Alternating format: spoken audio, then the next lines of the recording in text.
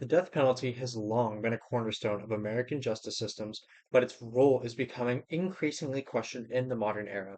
With over 70% of countries worldwide abolishing capital punishment, the United States remains one of the only few developed nations to continue this controversial practice.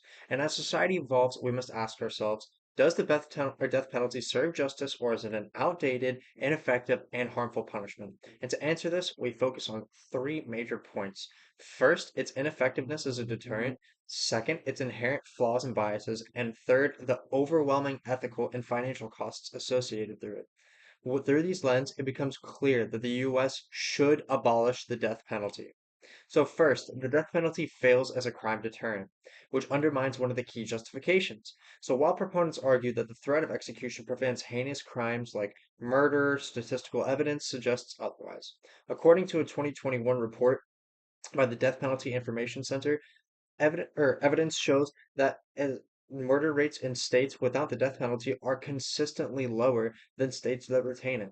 For example, in 2019, non-death penalty states averaged 4.1 murder rate per 100,000 people, while states with the death penalty had a rate of over 5.6 out of 100,000, the same rate. A study actually conducted by the National Research Council in 2012 found that there was no credible evidence that shows the death penalty affects homicide rates more than long-term imprisonment. And in fact, many criminologists actually believe that the presence of the death penalty may exacerbate crime as it perpetuates a cycle of violence without addressing root causes. Second, the death penalty is riddled with flaws and biases that make its application fundamentally unjust. One of these grave concerns is the potential for wrongful convictions. And since 1973, there have been over 190 individuals on death row that have been exonerated due to new evidence proving their innocence. This alarming statistics highlights the fallibility of the justice systems and underscores that irreversible nature of executions. DNA evidence has been instrumental in overturning wrongful convictions, but it is not always used or available in every case. And then according to a report by the Innocence Project, we can see that with eyewitness misidentification, improper forensic science, and false confessions are actually the leading causes of wrongful convictions in capital cases. So, moreover, racial and economic biases taint the application of the death penalty. African Americans represent 13% of the US population, but make up 41% of those on death row. A 2020 study by the Death Penalty Information Center reveals that these defendants are three times more likely to receive a death sentence if the victim is white more so than if the victim is black. And additionally, from these lower socioeconomic backgrounds, people often receive inadequate legal assistance, increasing their chances of receiving the death sentence. And public defenders who are overworked and underfunded or cannot always provide robust defense that is needed in these capital cases, which leads to unfair trials and unjust outcomes. So, third and finally, the death penalty is not only ethically troubling, but also financially burdensome. Contrary to popular belief, capital punishment is far more expensive than life imprisonment without parole. And the cost disparity stems from that lengthy legal process that's required in death penalty cases. So, we can see that this includes extended trials. We talk about multiple appeals, specialized legal representation. So, according to the same report by the Death Penalty Information Center, the average cost of a death penalty case is $1.26 million, while a case resulting in life imprisonment without parole costs $740,000. Another study conducted by the California state prisons found the state had spent over $4 billion on death penalty cases since 1978, even though there's only been 13 executions. These staggering costs divert resources from far more effective crime prevention and rehabilitative programs, which actually make a difference in reducing violence. And the ethical implications of state sanctioned killings are profound.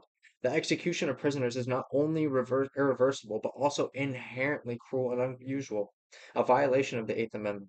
And although lethal injection is most commonly used, it has been linked to numerous botched executions. So again, another report by the Death Penalty Information Center shows that between 2010 and 2020, 7.1% of execution were botched, causing severe pain and suffering to the individuals involved, almost a 1 in 10 chance. And in some cases, the lethal injections have taken over 2 hours to complete, which raises immense legal and concerns about this inhumane nature and practice. Additionally, that emotional toll on those involved in the execution process is often overlooked. Prison personnel tasked with carrying out executions frequently experience psychological trauma. So, a 2013 study by the Journal of Traumatic Stress found that executioners and other prison staff involved in executions were more likely to suffer from post-traumatic stress disorder than their colleagues who were not involved in these duties. Many former executioners have spoken out about this and talked about the emotional burden of taking part in these executions, which result in feelings of guilt, anxiety, or even depression.